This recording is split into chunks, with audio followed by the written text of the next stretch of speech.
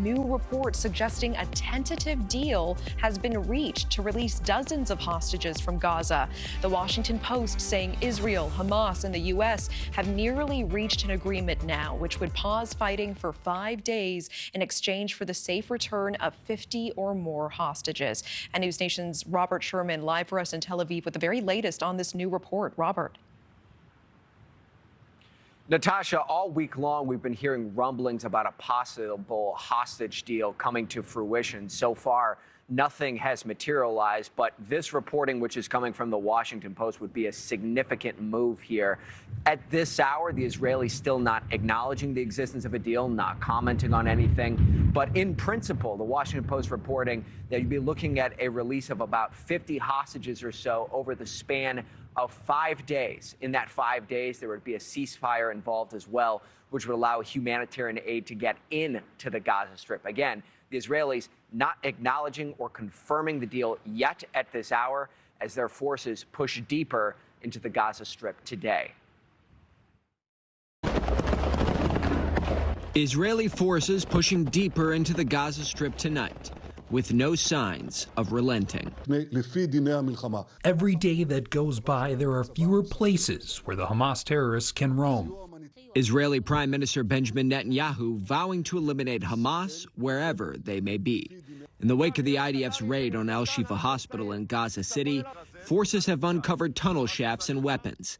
The site has been identified as a Hamas command center by both Israeli and U.S. intelligence. The forces continue to operate in the hospital towards 4 main efforts. First is locating and collecting information about the abductees, which is top priority. Second is locating weapons in command rooms. Third is locating terrorists who are in the hospital grounds. And fourth is the significant effort to uncover the underground network beneath the hospital and destroy it. Still, humanitarian concerns mounting there for patients, as Hamas condemns the move.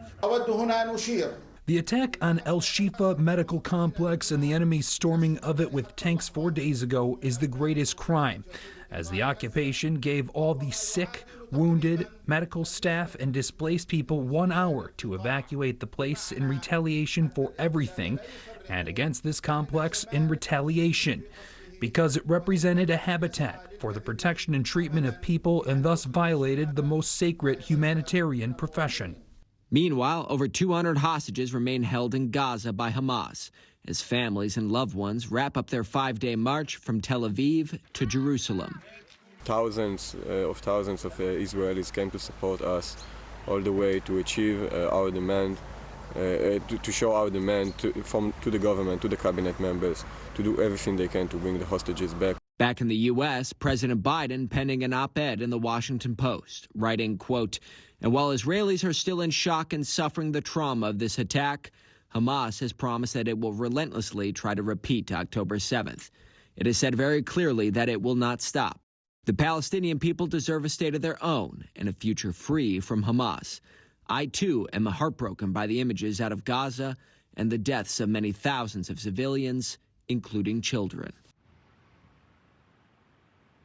Up until this point, there has been so much pressure on the ground here from people all around Israel to get the hostages back. Today, it's been over 40 days since those hostages were first taken on October 7th. You have a lot of families here in Israel holding on to hope that someday they'll see their loved ones again. Natasha. We thank Robert Sherman live for us in Tel Aviv with that report.